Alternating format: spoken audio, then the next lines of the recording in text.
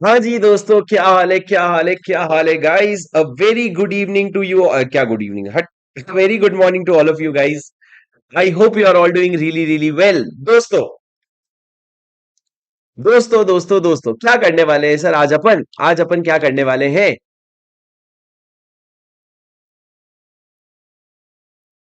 कुणाल देखो, घर का बेदी लंका कैसे ढा रहा है, देख रहे हो बच्चों? कुणाल को देख रहे हो, घर का बेदी लंका कैसे ढा रहा है? इसको तो दुश्मनों ने भेजा है हमारे। सुनो कुणाल, बहुत दूंगा मैं तेरे को, सिलानी नाम है, इतना इतना दूंगा सी नहीं पाओगे फिर। सुनो सुनो मेरी बात। सुनो दोस्तों, मैंने क्या कहा? Appointment and remuneration of managerial person की बात करने वाले हैं सर। ये चैप्टर का पूरा रिवीजन करने वाले हैं हम आज की क्लास में। आप लोगों को पूरा रिवीजन करना होगा मेरे साथ साथ। अगले 45 मिनट्स में मेरे को आप लोगों का पूरा अटेंशन चाहिए। जो लोग यहाँ पे बैठे हैं, जो लोगों ने ये वीडियो को शुरू किया है, अभी आप खत्म होने तक कहीं पर भी उठ करके नहीं जाएंगे। आप पूरा का पूरा रिवीजन देखेंगे और उसके बाद ही आगे बढ़ेंगे। सर ये नोट्स कहाँ से मिलेंगे? नोट्स आपको मेरे नीचे डिस्क्रिप्शन में आपको लिंक मिल जाएगा, आप वहां पे जाकर के नोट्स परचेज कर सकते हैं। अब मेरी बात सुनिए sir. Appointment and remuneration of managerial person. Appointment and remuneration of managerial person, sir ध्यान से सुनना मेरी बात। सर यहाँ पे सबसे पहले कुछ इंपॉर्टेंट डेफिनेशन हैं जो मेरे को आपको कवर करवाने हैं। क्या इंपॉर्टेंट डेफिनेशन है सर? एक सेकंड रुक जाओ, तुम्हारा चैट मेरे को नहीं दिख रहा है। हाँ, अब मेरे को तुम्हारा चैट दिख रहा है। करूंगा मजाक मैं भी कुणाल। मैं मजाक जब करूंगा ना, सीधा चिक करके लगेगा। सुनो मेरी बात सुनो दोस्तों। क्या कहा मैंने? हम लोग रिवीजन करने वाले हैं सर। रिवीजन में पूरा पूरा ध्यान चाहिए मेरे को, आपका पूरा ध्यान चाहिए सर। सुनिए, हम लोग चैप्टर नंबर 3 का रिवीजन करने वाले हैं, जो अपॉइंटमेंट ऑफ मैनेजरियल पर्सन की बात करता है। सर सबसे पहले ये चैप्टर का कॉन्सेप्ट ये है कि आपको समझना पड़ेगा कुछ इंपॉर्टेंट डेफिनेशंस। कौन से इंपॉर्टेंट डेफिनेशन सर? सबसे पहले हम समझते हैं की मैनेजरियल पर्सन क्या होता है, फिर हम समझेंगे मैनेजिंग डायरेक्टर क्या होता है, मैनेजर क्या होता है, और होल टाइम डायरेक्टर क्या होता है। सबसे पहले समझते हैं सर की मैनेजरियल पर्सन क्या होता है। की मैनेजरियल पर्सन में आप ध्यान से मेरी बात सुनना।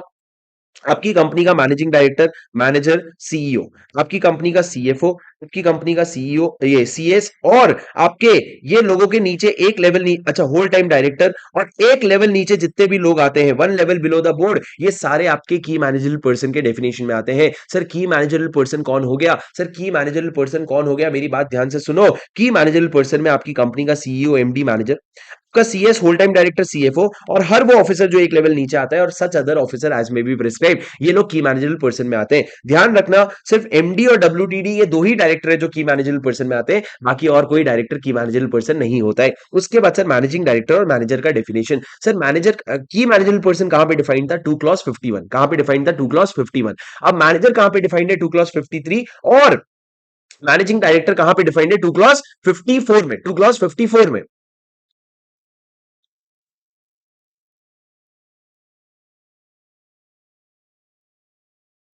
ठीक है, 2 क्लॉज 54 में आप लोगों को क्या करना पड़ेगा? मैनेजिंग डायरेक्टर का डेफिनेशन। सर मैनेजिंग डायरेक्टर का डेफिनेशन पहले समझते हैं सर। 2 क्लॉज 54 वो कहता है कोई भी अगर डायरेक्टर है जिसके पास सर सब्सटैंशियल पावर है, किस चीज का? Substantial power of management of the affairs of the company. अगर आपके पास सब्सटैंशियल पावर्स है ना कंपनी के अफेयर्स को मैनेज करने का, तो आपको हम क्या बोलते हैं? मैनेजिंग डायरेक्टर बोलते हैं। सर आपका नाम अगर गधा है पर आपके पास आप डायरेक्टर हो और आपके पास सब्सटैंशियल पावर ऑफ मैनेजमेंट है, तो भी आपको मैनेजिंग डायरेक्टर बोलेंगे। सर आपके पास कोई पावर नहीं है, बस यहाँ पे आपने मैनेजिंग डायरेक्टर लिखवा लिया, एमडी, तो एमडी हो जाते हो क्या? नहीं सर, आपके पास सब्सटैंशियल पावर होना चाहिए। सर सब्सटैंशियल पावर मतलब क्या होता है? लॉ ने बोला सब्सटैंशियल पावर मतलब क्या होता है, वो तो हम नहीं बता पाएंगे यार, वो तो फील का बेसिस है, एक फील है बस। लेकिन हम तुमको ये बता देंगे कि अगर एडमिनिस्ट्रेटिव एक्ट करने का पावर दिए हो ना, तो उसको सब्सटैंशियल पावर नहीं मानेंगे। सर एडमिनिस्ट्रेटिव एक्ट करने का पावर यानी कि जैसे कि कॉमन सील अटैच कर लेना, कहीं पे अगर तेरे को लगे नेगोशिएबल इंस्ट्रूमेंट ड्रॉ या इंडोर्स कर लेना, चेक को ड्रॉ या इंडोर्स कर लेना। उसके अलावा तेरे को अगर शेयर सर्टिफिकेट साइन करना है, तो शेयर सर्टिफिकेट साइन तू कर लेना। या फिर सर अगर कोई ट्रांसफर हो रहा है, तो ट्रांसफर अगर ए बी को ट्रांसफर करना है, तो ट्रांसफर रजिस्टर करना है कि नहीं करना है, वो अगर तू दे देना, वो डायरेक्ट तू कर लेना। सर ये सारे एडमिन काम है, ये कोई रॉकेट साइंस नहीं है, ये सारा एडमिन काम है। तो ये सारा एडमिन काम है, तो उस केस में आपको प्रोविजन एप्लीकेबल नहीं होगा। उसके बाद सर मैंने क्या कहा? ये मैनेजिंग डायरेक्टर का डेफिनेशन हो गया, वो डायरेक्टर जिसके पास सब्सटैंशियल पावर होता है। अब सर मैनेजर क्या होता है? मैनेजर डिफाइंड है आपके 2 क्लॉज 53 में। मैनेजर कहां पे डिफाइंड है? 2 क्लॉज 53 में। सर मैनेजर कौन होता है? मेरी बात एकदम ध्यान से सुनो। सर मैनेजर मतलब वो इंडिविजुअल होता है, वो इंडिविजुअल होता है जिसके पास क्या होता है सर? होल और significantly the whole power of management of the company. या तो होल या सिग्निफिकेंटली होल पावर है, और साथ में वो अकेला नहीं काम करता sir, it works under the superintendence direction and control of the board of director. वो बोर्ड ऑफ डायरेक्टर के सुपरिंटेंडेंस डायरेक्शन और कंट्रोल में काम करता है, तब जाके उसको मैनेजर कहा जाता है। अरे सर सुनो, मैं यहाँ पे स्क्रीन पे लिख लिख के बता रहा हूं, क्यों? क्योंकि अगर आपको मेरा पूरा बुक से रीड किया हुआ रिवीजन देखना है तो वो ऑलरेडी आपका डला हुआ है। ये रिवीजन लेटेस्ट है, अमेंडेड है, इसमें सारी चीजें कवर हो रही है, और उसके अलावा मैं एक नया तरीके से रिवाइज करवा रहा हूं ताकि आपको चीजें थोड़ी सी ज्यादा रिटेन हो। तो मैंने कहा सर, एक इंडिविजुअल जो होल टाइम डायरेक्टर, इंडिविजुअल जो होली या सब्सटैंशियली द होल पावर रखता है और वो क्या बन रखा है, सुपरिंटेंडेंस डायरेक्शन या कंट्रोल में काम कर रहा है, उसको हम मैनेजर कहते हैं सर, उसको हम मैनेजर कहते हैं। और सर मैनेजर के बारे में बस इतनी सी बात है। अब मेरे को बताओ सर, एक कंपनी होल टाइम डायरेक्टर क्या होता है? होल टाइम डायरेक्टर मतलब सर एक डायरेक्टर जो कंपनी के होल टाइम एम्प्लॉयमेंट में, फुल टाइम एम्प्लॉयमेंट में है, उसको हम होल टाइम डायरेक्टर कहते हैं। अब सर रेम्यूनरेशन मतलब क्या होता है? रेम्यूनरेशन मतलब हर वो पैसा जो आप कंपनी को, जो डायरेक्टर को दे रहे हो, और उसके साथ साथ इनकम टैक्स वाला जो परक्यूजिट्स भी दे रहे हो ना, वो भी क्या माना जाएगा? रेम्यूनरेशन माना जाएगा। अब सर मेरे को एक बात बताओ, क्या कंपनी में दो मैनेजर हो सकते हैं? क्या कंपनी में दो मैनेजर हो सकते हैं? नहीं सर, एक कंपनी में दो मैनेजर नहीं हो सकते। क्यों? क्योंकि सर मैनेजर को होल या सब्सटैंशियली द होल पावर होता है, और होल या सब्सटैंशियली द होल पावर जो है सिर्फ एक जन को दिया जा सकता है। दूसरा सर, क्या कंपनी में दो एमडी हो सकते हैं? सर अगर लॉ का लिटरल इंटरप्रिटेशन निकालो तो यस, और बहुत सारी कंपनीज में दो एमडीज हैं भी। उसके अलावा सर, क्या एक कंपनी में एक एमडी और एक मैनेजर हो सकता है? मैंने कहा नहीं। क्यों नहीं हो सकता सर? क्योंकि आपका सेक्शन 196 प्रोहिबिट करता है। सर सेक्शन 196 क्या है? अब हम अपॉइंटमेंट की बात करने वाले हैं। मैनेजरियल पर्सन अगर आप अपॉइंट करना चाहते हो, सर मैनेजरियल पर्सन मतलब कौन हो गया? की मैनेजरियल पर्सन मैंने नहीं कहा, मैंने कहा मैनेजरियल पर्सन, इसमें सिर्फ तीन लोग आते हैं, एमडी, डब्ल्यूटीडी और मैनेजर। अगर इनको आप अपॉइंट करते हो ना, तो सबसेक्शन 1 क्या कहता है? एक कंपनी में किसी भी गिवन पॉइंट ऑफ टाइम पे एमडी और मैनेजर साथ साथ में नहीं हो सकते, या तो एमडी होगा या मैनेजर होगा, दोनों साथ साथ में नहीं होंगे। दूसरा सर, जो एमडी या मैनेजर आपने अपॉइंट किया, उनका टेन्योर क्या रहेगा? तो लॉ ने बोला भैया एक बार में 5 साल का टेन्योर डालना। क्या रीअपॉइंट कर सकते हो? सर बिल्कुल रीअपॉइंट कर सकते हो, बिल्कुल रीअपॉइंट कर सकते हो। और मेरी बात सुनो, रीअपॉइंट करना, लेकिन जब आपका टेन्योर खत्म हो रहा है ना, उसके 1 साल पहले ही रीअपॉइंट मत कर देना। मतलब अगर आपका टेन्योर यहां पे खत्म हो रहा है तो आप इस फेज में रीअपॉइंट करना, उसके पहले रीअपॉइंटमेंट मत करना। उसके बाद मैंने क्या कहा सर, तीसरा पॉइंट, मेरी बात एकदम ध्यान से सुनना सर, आपका एलिजिबिलिटी क्या है? अगर आप रीअपॉइंट होना चाहते, अगर आप अपॉइंट होने चाहते हो, तो सर चार एलिजिबिलिटी है। सबसे पहला, आपका एज जो है ना, वो 21 से कम नहीं होना चाहिए और 70 या उससे ज्यादा नहीं होना चाहिए। आपका एज 70 या उससे ज्यादा नहीं होना चाहिए। दूसरा सर, आप इंसॉल्वेंट नहीं होने चाहिए, या तो अनडिस्चार्ज या फिर एडजस्ट इंसॉल्वेंट, दोनों ही नहीं होने चाहिए। तीसरा सर, आपके क्रेडिटर के किसी पेमेंट में आपने कॉम्पोजिशन या क्रेडिटर का पेमेंट सस्पेंड नहीं किया होना चाहिए। और चौथा, आप कन्विक्ट नहीं हुए होने चाहिए किसी ऑफेंस के लिए जिसकी वजह से 6 महीने से ज्यादा के लिए जेल गए। तो सर मैंने क्या कहा? एआईसीसी। सर एआईसीसी क्या है? एज, इंसॉल्वेंट, क्रेडिटर और कन्विक्ट, ये चारों में से कहीं भी फॉल नहीं करने चाहिए सर, जाके आप एलिजिबल हो जाओगे। सर अगर किसी 70 साल से ऊपर के इंसान को अगर क्या बनाना है, आपको एमडी डब्ल्यूटीडी मैनेजर बनाना है ना, आप बना सकते हो बाई पासिंग एसआर। पर सर किसी कारण से अगर एसआर पास नहीं हो पाया, तो ये बताओ क्या वोट्स फेवर में जो है वो वोट्स अगेंस्ट से ज्यादा है? अगर हाँ, तो फिर आप जाकर के सेंट्रल गवर्नमेंट को जस्टिफाई करो कि हमको 70 साल से ऊपर वाला इंसान चाहिए, और फिर उसको क्या कर लो, अपॉइंट कर लो। ये क्या हो गया सर? आपका बेसिक एलिजिबिलिटी। 70 साल से ऊपर के किसी को अपॉइंट करने तो एसआर पास करो, एसआर पास नहीं हो पाया, पर अगर वोट फेवर में जो है वो वोट्स अगेंस्ट के ज्यादा है, मतलब कम से कम ओआर तो भी पास हुआ, तो आप सेंट्रल गवर्नमेंट का अप्रूवल ले लो। पर सर उसी के साथ साथ जब आप अपॉइंटमेंट की बात करते हो, तो आपको शेड्यूल 5 भी पढ़ लेना चाहिए, क्योंकि शेड्यूल 5 का पार्ट 1 जो है किस बारे में बात करता है? वो एडिशनल कंडीशन के बारे में बात करता है। सर शेड्यूल 5 का पार्ट 1 में आपको यहां पे सिर्फ ये 4 पॉइंट बताऊंगा। पार्ट 2 से लेकर के जो एक्स्ट्रा पॉइंट है वो हमारा शेड्यूल 5 का अलग से रिवीजन है, वो रिवीजन आप देख सकते हो, नीचे डिस्क्रिप्शन पे मैं लिंक डाल दूंगा कमेंट पे, या फिर आप लोग में से कोई कमेंट पे लिंक डाल देना। अब सर मेरी बात सुनो, सर मैंने क्या कहा? शेड्यूल 5 का पार्ट 1।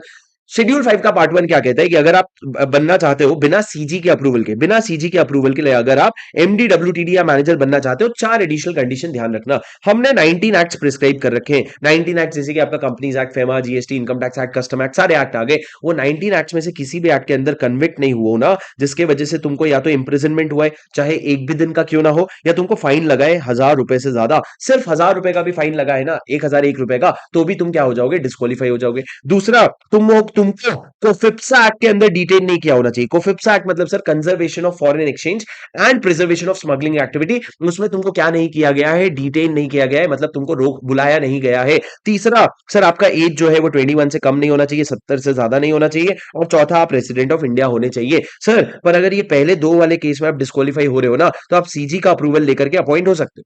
पर सीजी का अप्रूवल लेने के बाद ना सर, आपको बार बार अप्रूवल नहीं लेना पड़ेगा। जब आपने एक बार अप्रूवल ले लिया, तो दोबारा जब तक आप डिस्क्वालीफाई फिर से नहीं हो जाते ना, तब तक आपको सीजी का अप्रूवल नहीं लेना पड़ेगा।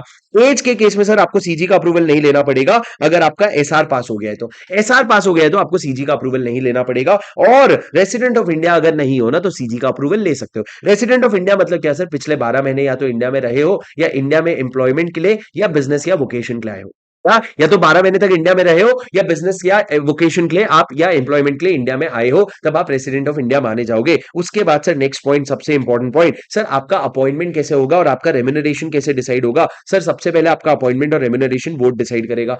अगर कंपनी में नॉमिनेशन रेम्यूनरेशन कमिटी है तो वो बोर्ड की हेल्प करेगा। उसके बाद सर अपॉइंटमेंट हो जाने के बाद जो भी आपका इफेक्टिव डेट ऑफ अपॉइंटमेंट है, उसके बाद सर आपको 90 डेज के अंदर सीजी का अप्रूवल लेना पड़ेगा। अगर आप शेड्यूल 5 का कॉन्ट्रावेंशन कर रहे हो, शेड्यूल 5 का पार्ट 1 का अगर कॉन्ट्रावेंशन कर रहे हो, तो सीजी का अप्रूवल लेना पड़ेगा। उसके नेक्स्ट जनरल मीटिंग तक आपको क्या करना पड़ेगा? नेक्स्ट जनरल मीटिंग तक आपको शेयर होल्डर का अप्रूवल लेना पड़ेगा। और 60 डेज के अंदर आपको क्या करना पड़ेगा सर? 60 डेज के अंदर आपको MR1 फाइल करना पड़ेगा, MR3 file, sorry, MR1 file करना पड़ेगा, जो रिटर्न ऑफ अपॉइंटमेंट है। और ये MR1 आप 60 डेज के अंदर आरओसी को फाइल कर रहे हो। ये तीन चीजें आपको करनी पड़ेगी सर। अगर आप अपॉइंट हो रहे हो, आपको एक रिटर्न फाइल करना पड़ेगा, सेंट्रल गवर्नमेंट का अप्रूवल लेना पड़ेगा, और जनरल मीटिंग में अप्रूवल लेना पड़ेगा।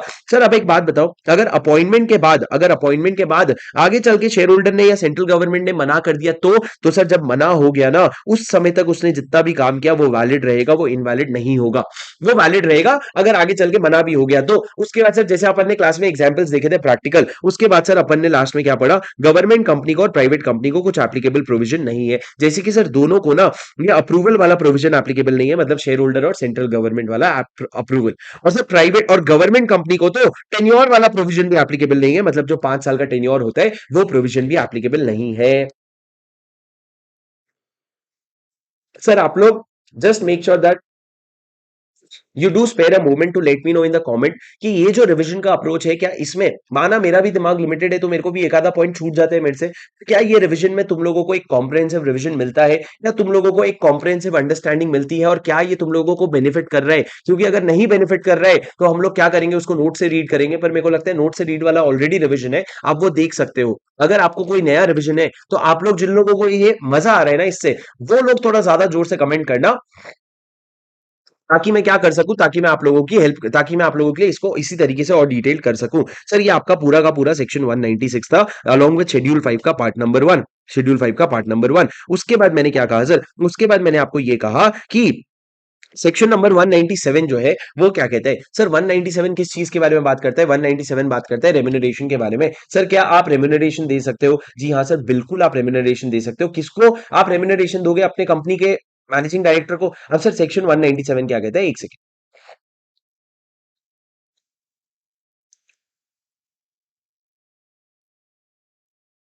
हाँ सर। सर मेरी बात सुनो सर, एक आपको बेसिक एक चीज बता दूं सर, एक बेसिक एक चीज जो मैंने आपको क्लास में बताई थी सर, आपको अगर एज के हिसाब से बताऊं ना, तो कौन इंसान डायरेक्टर बन सकता है, कौन इंसान मैनेजिंग डायरेक्टर बन सकता है? 0 से 18 साल, 18 से 21 साल, 21 से 70 साल, और 70 साल के ऊपर इनफाइनाइट तक। सर सुनो, डायरेक्टर की अगर बात करें ना, तो 0 से 18 नहीं बन सकते। क्यों? क्योंकि डिन नहीं ले सकते। 18 से 21 बन सकते हो, 21 से 70 बन सकते हो, 70 के ऊपर भी बन सकते हो। एमडी की बात करें ना, यहां तो नहीं बन सकते, लेकिन 18 से 21 भी नहीं बन सकते। क्यों? 21 से कम अलाउड नहीं है। 21 से 70 वाले बन सकते हैं, और 70 के ऊपर आपको एसआर पास करना पड़ेगा। सर ये एमडी रिलेटेड प्रोविजन है, और ये आपका एक बेसिक समरी हो गया। अब सर मेरी बात सुनो, सेक्शन 197 क्या कहता है? सेक्शन 197 क्या कहता है? सेक्शन 197 सर रेम्यूनरेशन की बात करता है। वो कहता है रेम्यूनरेशन का प्रोविजन, ध्यान से सुनना सर, हम लोग ना एमडी डब्ल्यूटीडी मैनेजर की बात करेंगे, और साथ में इस बार हम नॉन एग्जीक्यूटिव डायरेक्टर और इंडिपेंडेंट डायरेक्टर की भी बात करेंगे। लॉ कहता है पूरा जो आपका नेट प्रॉफिट है ना, उसका टोटल 11% का आप ओवरऑल रेम्यूनरेशन दे सकते हो। कितना? 11%। सर नेट प्रॉफिट कहां से आएगा? सेक्शन 198 वाला नेट प्रॉफिट होगा, लेकिन उसमें से ना आप डायरेक्टर्स रेम्यूनरेशन का एडजस्टमेंट मत करना। मतलब नेट प्रॉफिट की कैलकुलेशन, यहां वाले नेट प्रॉफिट की कैलकुलेशन के लिए आप डायरेक्टर्स रेम्यूनरेशन को माइनस मत करना, क्योंकि ये सेक्शन में हम डायरेक्टर्स रेम्यूनरेशन ही तो निकाल रहे हैं। अब सर ये 11% जो पूरा है, मतलब अगर 100 करोड़ का प्रॉफिट हुआ तो 11 करोड़ बांटने के लिए कैसे बटेगा सर? आपकी कंपनी में मैनेजिंग डायरेक्टर, मैनेजर और होल टाइम डायरेक्टर अगर है ना, और अगर वो एक है, एक को मैक्सिमम 5% देना, एक से ज्यादा अगर है ना तो टोटल मिला के 10% देना। मतलब सर अगर एक एमडी है तो उसको 5% दे सकते हो। अगर दो एमडी है, मान लो अगर दो एमडी है तो आप उन दोनों को मिला के 10% दे सकते हो। तीन एमडी अगर है ना तो फिर भी मिला के 10% ही दे सकते हो। और सर ध्यान रखना, किसी तीन एमडी अगर है ना, मिला के 10% मिलेगा, और एक एमडी को किसी को भी 5% से ज्यादा नहीं मिलेगा। और सर अगर आपकी कंपनी में एमडी और मैनेजर और डब्ल्यूटीडी है ही, मतलब पूरा काम ये कर रहे हैं, तो जो आपके नॉन एग्जीक्यूटिव डायरेक्टर और इंडिपेंडेंट डायरेक्टर है ना, उनको बस 1% बचा हुआ दोगे। पर सर अगर आपकी कंपनी में ये लोग नहीं है एमडी डब्ल्यूटीडी मैनेजर, तो आप नॉन एग्जीक्यूटिव डायरेक्टर और इन लोगों को 3% तक का पैसा दे सकते हो, 3% तक का क्या दे सकते हो, नेट प्रॉफिट दे सकते हो। अब सर समझो ये लिमिट जो है ना, अगर आपको एक्सीड करनी है, लिमिट एक्सीड करनी है मतलब क्या, आपको अगर 5%, 10%, 1% या 3% से ज्यादा देना है, तो सबसे पहले आपको पास करना पड़ेगा सर शेयर होल्डर का एसआर, कि भाई ऐसी क्या नौबत आ पड़ी जो तेरे को ज्यादा देना है। और दूसरा, आपको अगर सर आपने बैंक से, पीएफआई से, नॉन कन्वर्टेबल डिबेंचर होल्डर से या फिर सिक्योर क्रेडिटर से अगर क्या ले रखा था, लोन, और इन लोगों का पैसा आपने क्या कर दिया है, डिफॉल्ट, अगर डिफॉल्ट कर रखा है ना, तो इनका भी क्या लेना पड़ेगा, अप्रूवल। पर अप्रूवल कब लोगे, अगर डिफॉल्ट किया है। सर क्यों सर, बोले बैंक साले मेरा पैसा वापस नहीं कर रहा है, तो अपने डायरेक्टर को बढ़ा के पैसा दे रहा है। नहीं सर, तुमको अप्रूवल लेना पड़ेगा। पर सर ये पूरा का पूरा सेक्शन 197 कब एप्लीकेबल होगा पता है, अगर आपकी कंपनी में प्रॉफिट है, एडिक्वेट प्रॉफिट है, इनफ प्रॉफिट है, तो उसके बाद सर।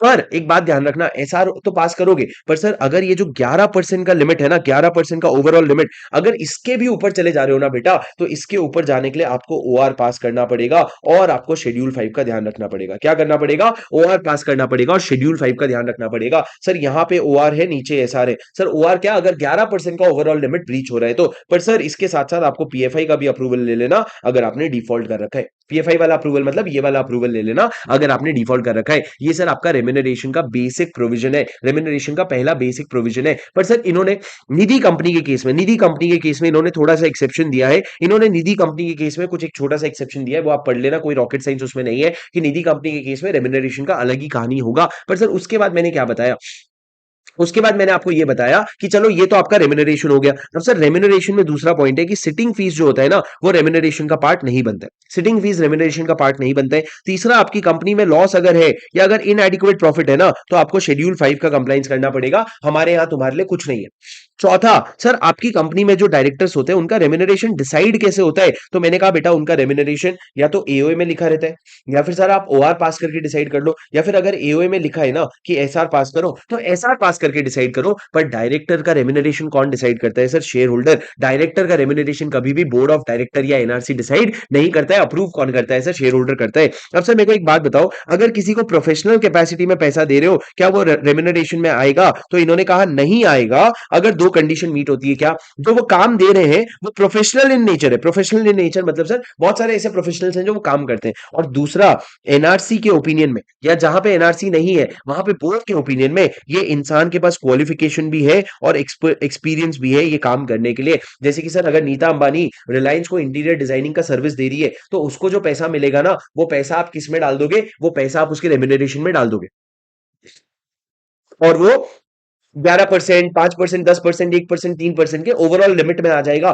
पर अगर आप Nita Ambani professional nature of service दे रही है और वो क्वालिफाइड और एक्सपीरियंस्ड है, तो हमने बोला फिर अगर एनआरसी को ऐसा लगता है ना, तो हम उसको रेम्युनरेशन में नहीं लेंगे, उसको हम अलग से खर्चा दिखा देंगे। सर क्या आपको मेरी बात समझ आई, क्या आपको मेरी बात समझ आई, हाँ सर। उसके बाद 197 सबसेक्शन 5 बहुत इंपॉर्टेंट सबसेक्शन है सर। क्या कहता है ये सिटिंग फीस के बारे में बात करता है। सर सिटिंग फीस के बारे में क्या, 197 सबसेक्शन 5 ये कहता है कि हर हर इंसान को बोर्ड मीटिंग और कमेटी का मीटिंग अटेंड करने के लिए क्या मिलेगा, सिटिंग फीस मिलेगा। ये आपके टाइम की कीमत है, आपके टाइम की कीमत है ये। सर कितना मिलेगा, मैक्सिमम 1 लाख रुपए मिलेगा एक एक कमेटी के मीटिंग के, एक एक बोर्ड के मीटिंग पे। फिर किसी भी हालत में इंडिपेंडेंट या वुमेन डायरेक्टर को ना बाकी डायरेक्टर से कम नहीं मिल सकता, बाकी डायरेक्टर से कम नहीं मिल सकता। 1 रुपया ज्यादा दो, बराबर दो, फिर कम मत देना, बराबर दोगे तो भी चलेगा। सर मेरे को एक बात बताओ, अगर वीडियो कॉन्फ्रेंसिंग से मीटिंग अटेंड करोगे तो सिटिंग फीस मिलेगी, जी हाँ सर बिल्कुल मिलेगा। सर क्या एडजर्न मीटिंग को भी सिटिंग फीस मिलेगा, एडजर्न मीटिंग का भी सिटिंग फीस मिलेगा। लॉ कहता है मिल तो जाएगा, पर मिलेगा नहीं, क्यों, क्योंकि बेटा ओरिजिनल मीटिंग का सिर्फ कंटिन्यूएशन होता है adjourn meeting,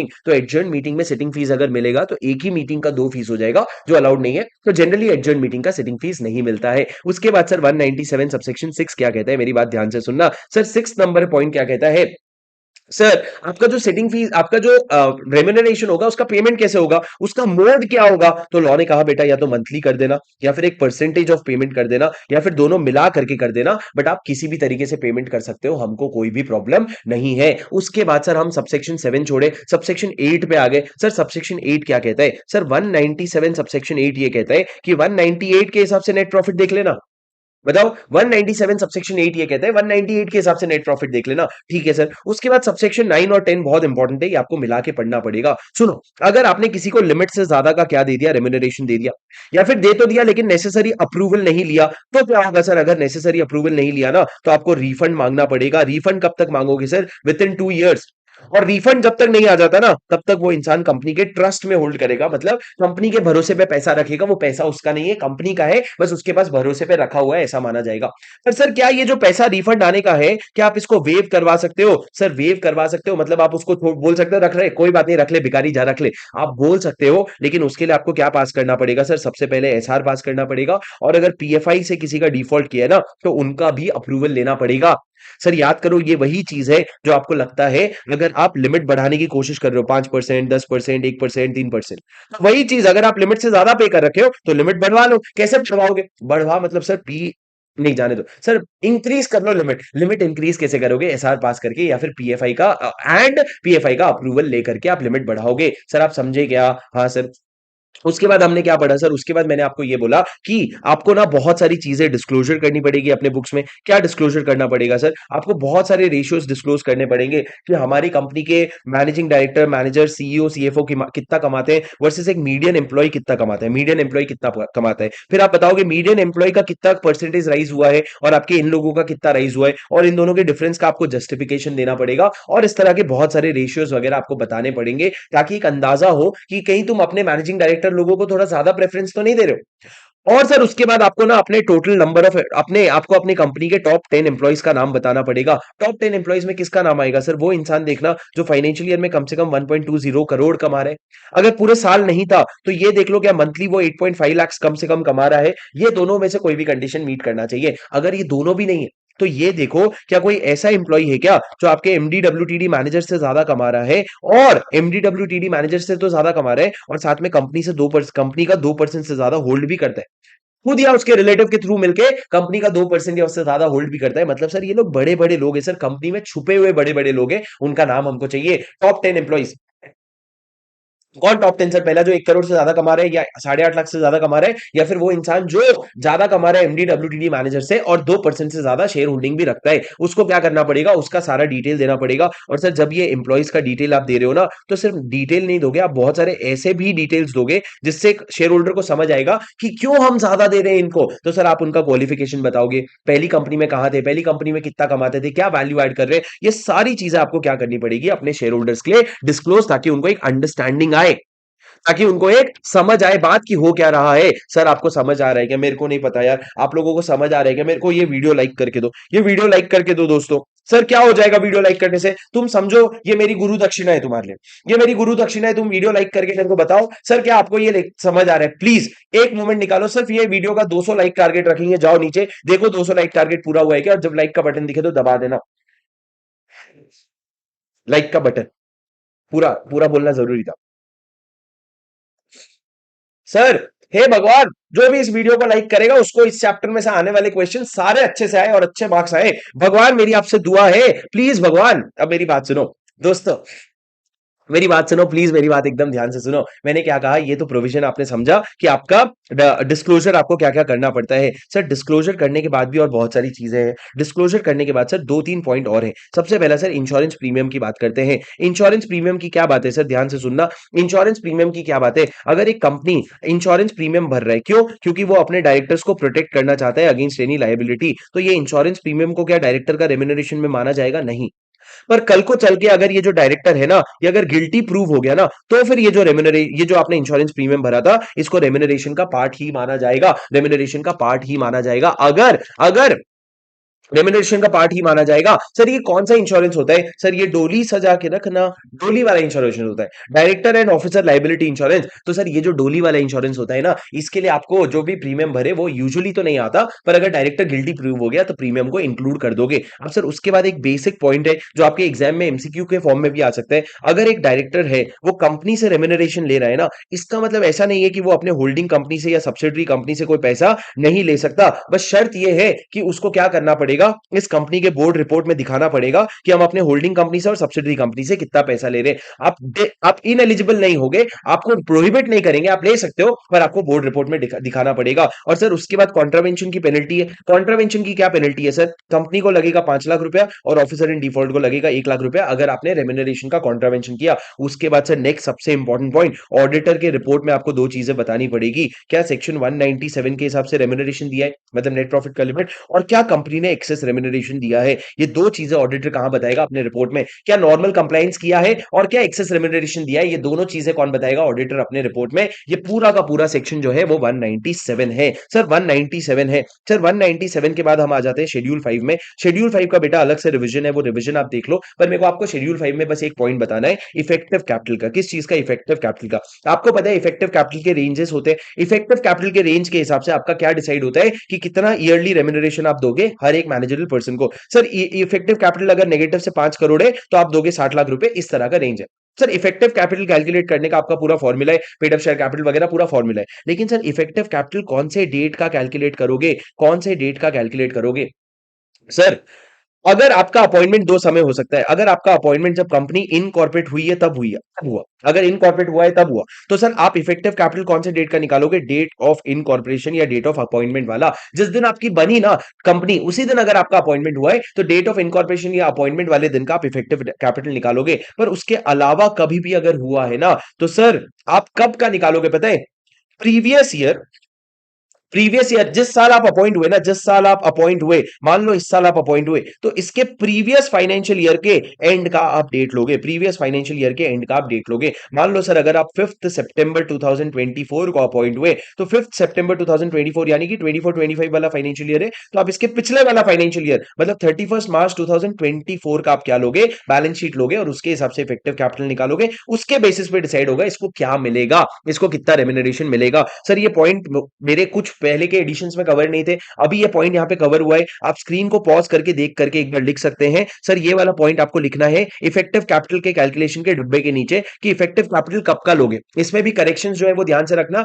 as on last date of finance, जिनके पास मेरा लेटेस्ट एडिशन भी है ना, आप भी ये करेक्शन कर लेना। As on last date of financial year preceding the financial year लिख लेना, प्रीसीडिंग द फाइनेंशियल ईयर। बाकी आप लिखोगे तो आपको समझ आ जाएगा कि जिस दिन अपॉइंटमेंट अगर हुआ है इन कॉर्पोरेशन वाले दिन, तो उस दिन का लोगे। और अगर बाद में अगर अपॉइंटमेंट हुआ है तो जिस साल अपॉइंटमेंट हुआ उसके पिछले साल का लास्ट डेट वाला इफेक्टिव कैपिटल निकालने के लिए आप कैलकुलेशन में लोगे।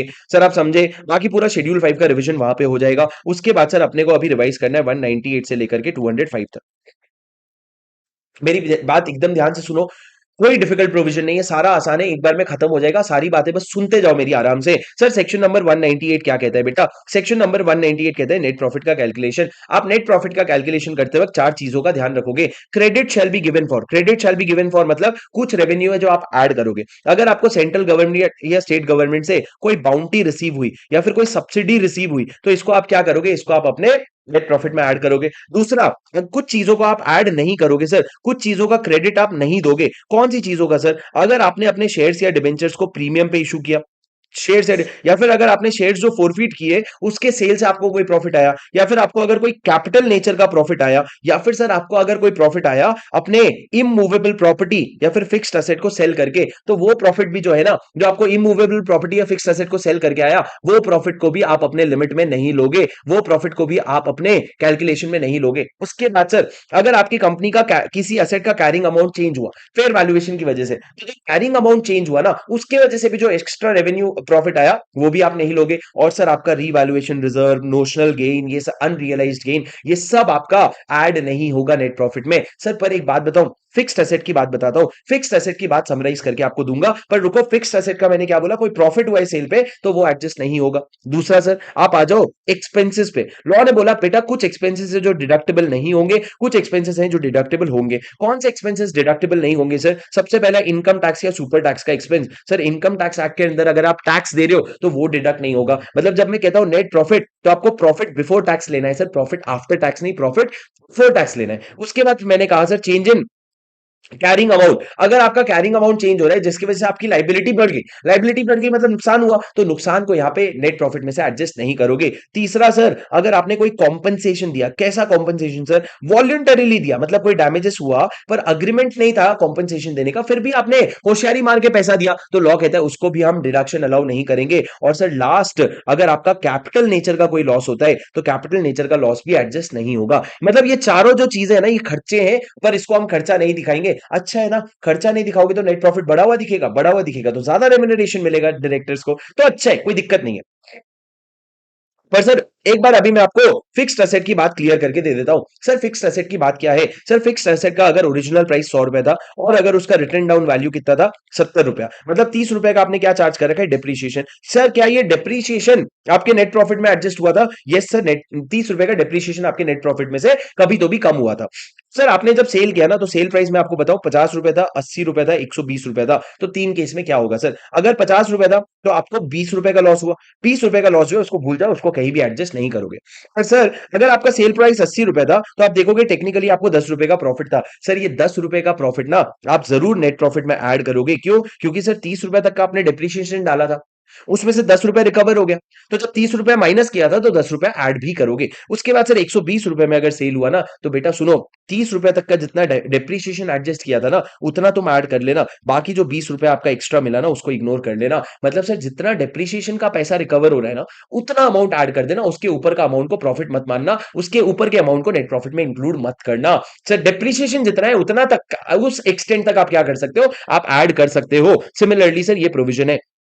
और सर उसके बाद बहुत सारे एक्सपेंस डिडक्टेबल होंगे, बहुत सारे सर यूजुअल एक्सपेंसेस मैं आपको नोट से दिखाता हूं, बहुत सारे यूजुअल एक्सपेंसेस यानी कि क्या सर, जो भी यूजुअल चीजें आप सोच सकते हो। अनयूजुअल चीजें मैं आपको बता दूंगा, पर यूजुअल चीजें मतलब क्या सर, जैसे कि आपका जितना भी वर्किंग चार्ज हुआ, रेम्यूनरेशन, बोनस, कोई टैक्स अगर एबनॉर्मल प्रॉफिट पे है या फिर कोई टैक्स स्पेशल रीजन की वजह से लगा, ये भी डिडक्ट होगा। सर नॉर्मल टैक्स नहीं डिडक्ट होगा, एबनॉर्मल टैक्स डिडक्ट होगा। सर उसके अलावा आपका इंटरेस्ट का खर्चा जितना भी है वो भी डिडक्ट होगा। उसके अलावा सर अगर आपने कॉन्ट्रीब्यूशन किया, payment to political party, payment to charitable contribution, वो सारा डिडक्ट होगा। रिपेयर के खर्चे भी डिडक्ट होंगे, लेकिन अगर कैपिटल नेचर का रिपेयर है वो डिडक्ट नहीं होगा। सर अगर पिछले साल का अगर आपका कोई लॉस एडजस्ट नहीं हुआ था, पिछले साल का लॉस अगर कोई एडजस्ट नहीं हुआ था, पिछले साल एक्सपेंस इनकम से ज्यादा था, तो वो भी एडजस्ट करोगे। उसके अलावा सर कोई कॉम्पनसेशन आपने दिया, क्यों? क्योंकि कॉन्ट्रैक्ट का ब्रीच हुआ और ये लीगली आप लायबल थे कॉम्पनसेशन देने के लिए, तो वो तो एडजस्ट होगा। उसके अलावा sir insurance premium, sir insurance premium का अमाउंट भी एडजस्ट होगा, और अगर डेट्स कोई राइट ऑफ हुआ है तो वो भी एडजस्ट होगा। मतलब सारी चीजें एडजस्ट होगी सर,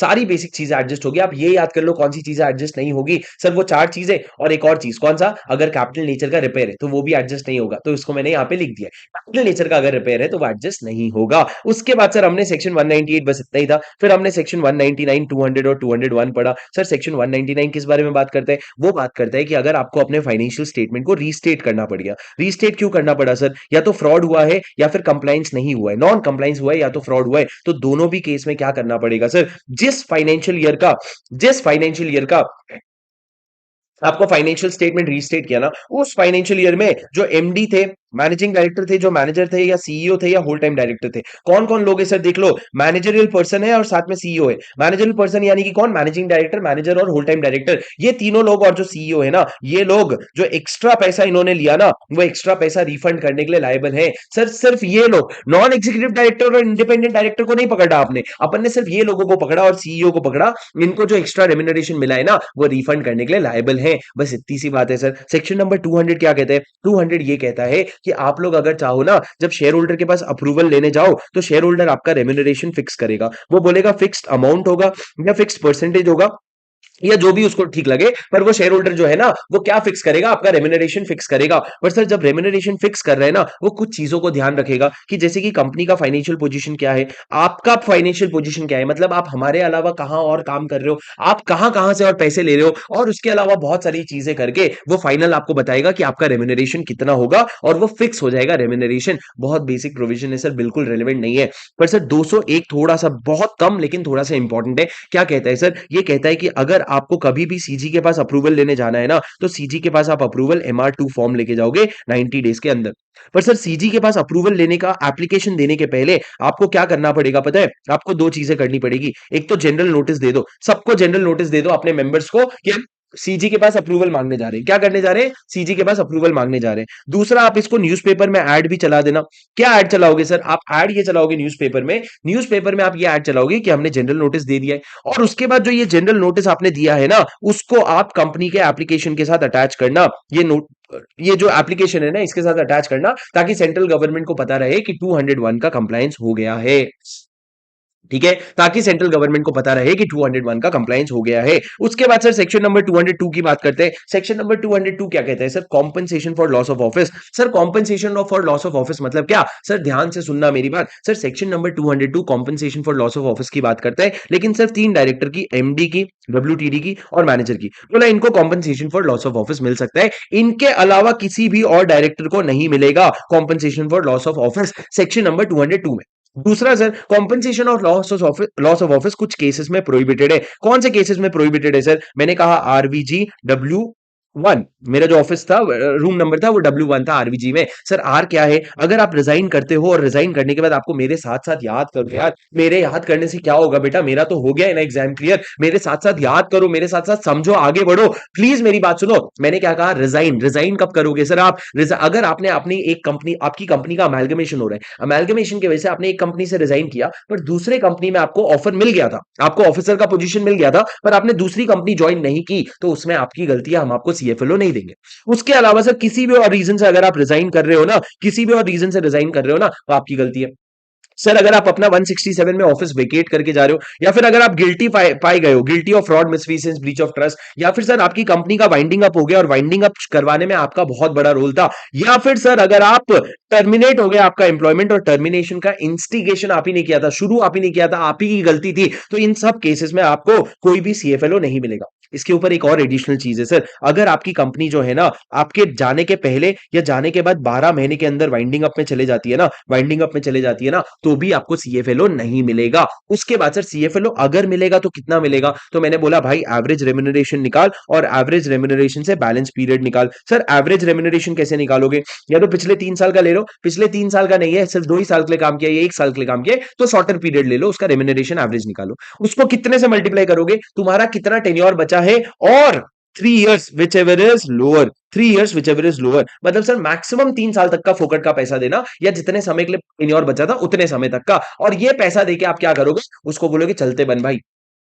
क्या बोलोगे उसको? चलते बन भाई। ये बहुत इंपॉर्टेंट लिमिट है सर, इस पे एग्जाम में बहुत क्वेश्चंस आते हैं। सर ये आपका 202 था, उसके बाद से 203 पे आ जाओ। 203 बहुत ट्रिकी है सर, वो कहता है होल टाइम की मैनेजरल पर्सन, वो कहता है सर सबसे पहले किसको एप्लीकेबल है, तो मैंने बोला एप्लीकेबल किसको है बेटा? सुन, आप अगर लिस्टेड कंपनी हो, या फिर अगर आप वो कंपनी हो जिसका paid up share capital 10 crore या उससे ज्यादा है, और आप पब्लिक कंपनी हो ना, तो आपको 3 लोगों को की मैनेजरल पर्सन बनाना पड़ेगा। पहला, कंपनी में या तो एमडी ले लो, या मैनेजर ले लो, या फिर वो भी नहीं है तो सीईओ ले लो। तीनों भी नहीं हो पा रहे हैं ना, तो डब्ल्यूटीडी अपॉइंट कर दो। दूसरा, कंपनी में सीएफओ अपॉइंट कर दो और सीएस अपॉइंट कर दो। ये 3 पोजीशन आपको भरनी पड़ेगी अगर आप एक लिस्टेड कंपनी हो, या वो कंपनी हो जिसका paid up share capital 10 crore या उससे ज्यादा है। पर अगर आप एक प्राइवेट कंपनी हो जिसका paid up share capital 10 crore से ज्यादा है, तो हमने बोला बाकी का पता नहीं, लेकिन बेटा एक सीएस जरूर अपॉइंट कर देना, एक होल टाइम सीएस जरूर अपॉइंट कर देना। एक सेकेंड रुको, मैं आया।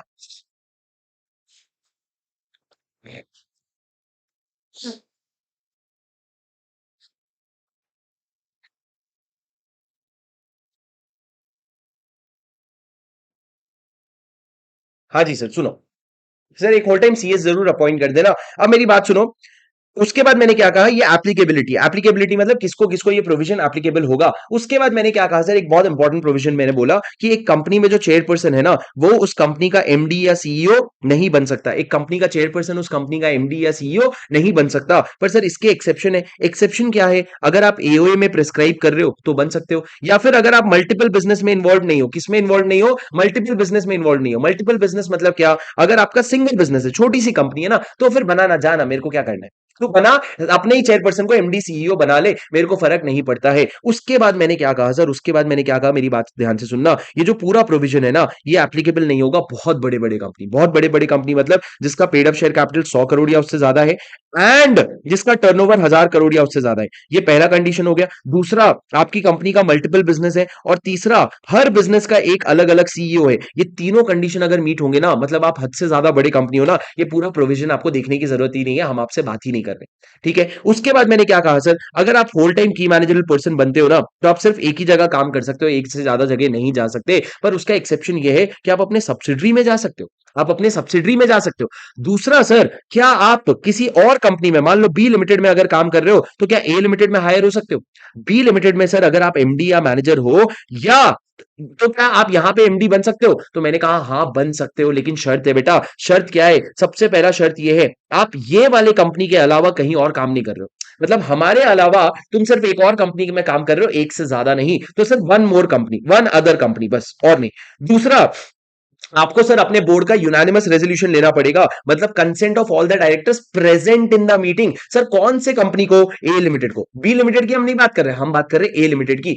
तीसरा दोस्तों सबसे इंपॉर्टेंट, आपको सर स्पेसिफिक नोटिस भेजना पड़ेगा जब आप बोर्ड की मीटिंग बुला रहे हो ना, स्पेसिफिक नोटिस जिसमें आपको पूरा एजेंडा भी बताना पड़ेगा। वैसे तो जनरली नोटिस में एजेंडा नहीं जाता है, पर ये वाले मीटिंग का आपको एजेंडा बताना पड़ेगा, तभी जाके एक बात बनेगी, वरना बात नहीं बनेगी दोस्तों। समझे क्या? ये आपने बता दिया, तो आप फिर सामने वाले को अपने कंपनी में अपॉइंट कर सकते हो। ये तीनों कंडीशन मीट होना चाहिए, तो ये केस में आप सामने वाले को अपॉइंट कर सकते हो। पर सर एक बात बताओ, एक क्वेश्चन है आपके क्वेश्चन बैंक में, वो अगर आप देखोगे तो उसमें आपको पता चलेगा कि ये कंपनी में बी लिमिटेड में अगर डब्ल्यूटीडी भी हो ना, तो वो डब्ल्यूटीडी को आप यहां पे क्या अपॉइंट कर सकते हो? एमडी अपॉइंट कर सकते हो। सर यहां पे लिखा गया है लॉ में एमडी और मैनेजर, पर फिर भी आईसीआई का इंटरप्रिटेशन क्या है कि बी लिमिटेड में आप होल टाइम डायरेक्टर भी हो ना, तो आप ए लिमिटेड में एमडी अपॉइंट हो सकते हो। If I am not wrong, question number 26 है, गोपी और राजा वाला, गोपी और राजा लिमिटेड वाला क्वेश्चन है। सर ये हो गया आपका होल टाइम की मैनेजरल पर्सन वाला पॉइंट। उसके बाद सर और भी कुछ पॉइंट्स बचते हैं क्या? बताओ मेरे को, और भी कुछ पॉइंट्स बचते हैं क्या? और सर छोटे छोटे पॉइंट्स कुछ बचते होंगे सर। अगर आपकी एक इंपॉर्टेंट पॉइंट बचता है, अगर आपकी कंपनी में वैकेंसी हो गई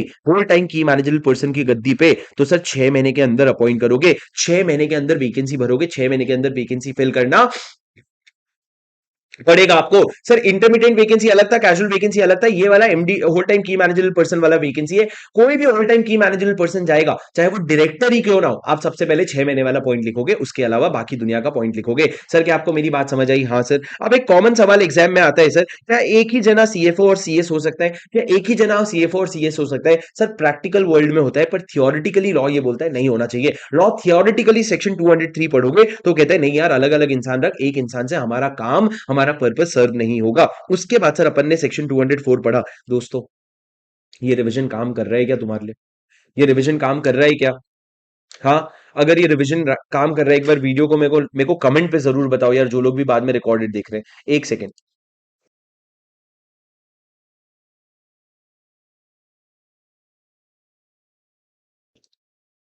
समझे क्या?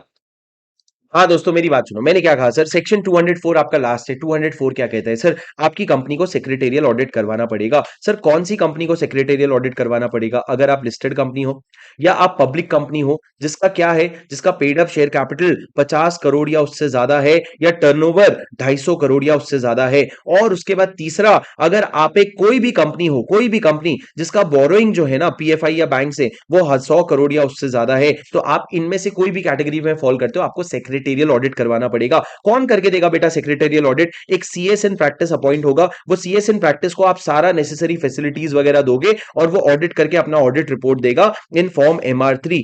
फॉर्म एमआर3 में अगर किसी भी तरह का उसने क्वालिफिकेशन या रिजर्वेशन दिया है ना, तो उसको आपकी कंपनी का बोर्ड ऑफ डायरेक्टर जो है उसके लिए पूरा एक्सप्लेनेशन और जस्टिफिकेशन देगा। अब सर अगर इसमें कंपनी ने या सीएस इन प्रैक्टिस ने या ऑफिसर इन डिफॉल्ट ने किसी ने भी कॉन्ट्रवेंशन किया ना, पेनल्टी लगेगा कितने का? 2 लाख रुपए का पेनल्टी लगेगा। कितना? 2 लाख रुपए का आप लोगों को इंडिविजुअल पेनल्टी लगेगा। बस इतनी सी बात है सर। 204 और सेक्शन 205 किस चीज की बात करता है? वो आपके सीएस के फंक्शन की बात करता है। सीएस क्या क्या करेगा सर? कंप्लाइंस देखेगा, डायरेक्टर को असिस्ट करेगा, और फलाना ढिमकाना चीजें हैं। उम्मीद है वो तो आप कर लोगे, मेरे बताने की कोई जरूरत नहीं है। अभी उसको पढ़ लो और खत्म करो। मेरे को फटाफट बताओ सर, रिवीजन कैसा लगा आपको? समझ आया क्या? बहुत छोटा सा चैप्टर था, प्यारा सा चैप्टर था, आराम से खत्म हो गया। समझ आया क्या आपको?